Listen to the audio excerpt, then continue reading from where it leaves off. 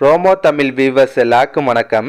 இப்போ பாண்டியன் ஸ்டோர் சீரியலில் இன்னைக்கு என்ன நடந்துச்சுன்னா, பாண்டியன் வீட்டுக்கு வந்தான மொதல் வேலையா ராஜி டியூஷன் எடுக்க போகிற விஷயத்த பாண்டியன்ட்ட சொல்லிடணும் கோமதி நினைக்கிறாங்க.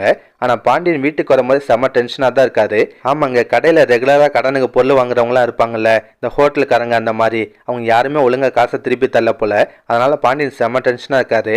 இப்படி எல்லாருமே பணத்தை தராமல் இழுத்தடிச்சா நாம எப்படி வியாபாரம் பண்ணுறது, நம்ம நிலைமையை கொஞ்சம் கூட புரிஞ்சுக்க மாட்டாங்கன்னு புலம்புறாரு. இதெல்லாம் பார்த்த கோமதிக்கு லைட்டாக பயம் வருது. ஆல்ரெடி அவர் ரொம்ப கோவமாக தான் இருக்காரு. இப்போ போய் டியூஷன் விஷயத்தை பற்றி பேசினா அவர் இன்னும் கோவப்படுவார். அதனால இப்போதைக்கு எதையும் பேச வேணாம், கொஞ்சம் பொறுமையாகவே பேசிக்கலாம்னு நினைக்கிறாங்க. அதுக்கப்புறம் நடக்குதுன்னா, எல்லாருமே ஒன்றா உட்காந்து சாப்பிட போவாங்க. கோமதி உப்புமா தான் செஞ்சுருப்பாங்க. அதை பார்த்த பழனிக்கு ஷாக் ஆகுது.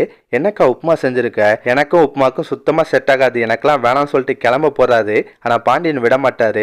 ஏன்டா ஒரு நாள் கூட ஒரு நாள் அட்ஜஸ்ட் பண்ணி சாப்பிட முடியாதா, ஒழுங்காக சாப்பிட்றான்னு சொல்லி திட்டுவார். பழனியும் பாண்டியனுக்கு பயந்துட்டு ஏதோ கடமைக்குன்னு சாப்பிட்றாரு. அதுக்கப்புறம் நடக்குதுன்னா, பழனி கதிரை கால் பண்ணி பரோட்டா வாங்கிட்டு சொல்கிறாரு. அந்த விஷயத்த செந்தில்ட்டையும் சரவண்ட்டையும் சொல்கிறாரு. மாப்பிள்ள, இந்த வீட்டில் நமக்கு உப்புமா போட்டு கொல்ல பார்க்குறாங்க, நீங்கள் எதுக்கும் கவலைப்படாதீங்க, கொஞ்ச நேரத்தில் கதிர் பரோட்டாவோட வருவான், நம்ம 4 பேரும் ஜாலியாக சாப்பிடலாம்னு சொல்கிறாரு. அதை கேட்ட சரவணுக்கு ஷாக் ஆகுது. ஏன் மாமா இப்படி பண்ணுற, அப்பாவுக்கு தெரிஞ்சால் பிரச்சனையாயிருமாமான்னு பயப்படுறாரு. ஆனால் பழனி அதெல்லாம் உங்கள் அப்பாவுக்கு ஒன்றும் தெரியாது, அவர் என்னைக்கு மொட்டை மாடிக்கெலாம் வந்திருக்காரு, நீ எதுக்கும் பயப்படாதுன்னு சொல்லுவார். கொஞ்ச நேரத்தில் கதிரும் பரோட்டாவோட வந்துடுறாரு. 4 பேரும் ஜாலியாக சாப்பிட்டுட்டு இருக்காங்க. இப்போ ராஜி மீனாவும் இவங்க எல்லாருமே தேடி மொட்டை மாடிக்கு வராங்க. இவங்க ரகசியமாக பரோட்டா சாப்பிட்றத பார்த்து கிண்டல் பண்ணுவாங்க. கொஞ்ச நேரத்தில் மயிலும் இவங்களை தேடி மொட்டை மாடிக்கு வராங்க.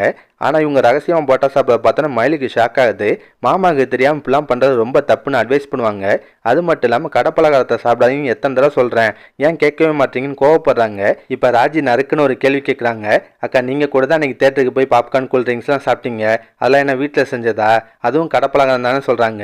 அதுக்கு மயில் அது வேற இது வேறன்னு சமாளிப்பாங்க. லாஸ்ட்டாக நடக்குதுன்னா, சரவணன் சாப்பிட்டுட்டு இருக்காரு. அந்த தங்கமேல் விட மாட்டாங்க. கட்டாயப்பற்றி சரவணனை பாதியிலே இழுத்துட்டு போகிறாங்க. போனவங்க சும்மா இல்லாமல் பாண்டியன்ட்டு இந்த விஷயத்த போட்டு விட்டுறாங்க. ஆமாங்க, பாண்டியன் தங்கமேல்கிட்ட யதார்த்தமாக தான் கேட்குறாரு. என்னம்மா வீட்டில் யாரையுமே காணோம் எங்கன்னு கேட்குறாரு. உடனே தங்கமேல் எல்லாருமே மொட்டை மலை திட்டு திராம போட்டா சாப்பிட்றாங்கன்னு போட்டு விட்றாங்க. அதை கேட்ட பாண்டியனுக்கு செம்ம கடுப்பாகுது. நேராக மொட்டை மாடிக்கு பழனியை தான் பயங்கரமாக திட்டுவார். கடைசி அதுக்கெல்லாம் காசு எதுரா, என்ன கடையிலேருந்து தெரியான்னு கேட்குறாரு. அது கதிர் இங்கே பாருங்க, இது ஒன்றும் திட்டு காசுலாம் இல்லை, நான் உழைச்ச காசில் வாங்கினதுன்னு சொல்லுவார். அதை கேட்ட பாண்டியனுக்கு இன்னும் கடுப்பாது. என்னடா சம்பாதிக்கிறேன்னு திமுறா காட்டியா, இங்கே பாரு நீ ஆல்ரெடி கெட்டு குட்டிச்சவராக போயிட்ட, மித்தவங்களையாச்சும் கெடுக்காம இருன்னு சொல்லி கதிரையும் திட்டிட்டு போகிறாரு. அதுக்கப்புறம் அடுத்த நாள் காலையில் மயில் கோயிலுக்கு போயிட்டு வீட்டுக்கு வந்துட்டு இருப்பாங்க. வழியில் பாண்டியனை பார்க்குறாங்க. 2 பேரும் பேசிட்டு வீட்டுக்கு வராங்க. அப்போ மயில் என்ன பண்ணுறாங்க, யதார்த்தமாக பாண்டியன்ட்ட வளர்ற மாதிரி ராஜி டியூஷன் எடுக்கிற விஷயத்த அவர்கிட்ட போட்டு விட்றாங்க. ஆனால் வேணுக்குன்னே தான் மயில் அதை பண்ண மாதிரி இருந்துச்சு. உண்மையிலே அவங்க ஓட்டவாயாக இருந்தாங்கன்னா அவங்க விஷயத்த பாண்டியன்ட்ட வளரலாம்ல. ஆனால் அதிலெல்லாம் விவரமாக தான் இருக்காங்க. இதில் நடிப்பு வேற. மாமா, நான் சொன்ன விஷயத்த மறந்துடுங்க மாமா, இதனால் எந்த பிரச்சனையும் வர வேணாம் அப்படின்ற மாதிரிலாம் நடிக்கிறாங்க. ஆனால் பாண்டியனுக்கு இதெல்லாம் கேட்டு செம்ம டென்ஷன் ஆகுது. அதோட தான் இன்னைக்கு சீரியலில் முடிச்சிருந்தாங்க. இதுக்கப்புறம் நடக்கும்னா, பாண்டியன் நேராக வீட்டுக்கு பயங்கரமாக கோவப்படுவார்.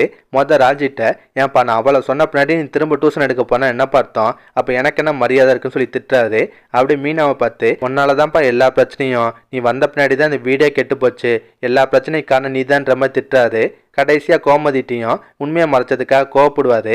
இதை தவிர வேற என்ன நடக்க வாய்ப்பு இருக்குன்னா, தங்கமேல் தான் பாண்டியன்ட்ட இந்த விஷயத்தெல்லாம் சொன்னாங்கன்றது ராஜி மீனாக்கு தெரிய வரலாம். ராஜிக்கெல்லாம் செம கடுப்பாகும். தங்கமேல்கிட்ட சண்டைக்கு போயிடுவாங்க.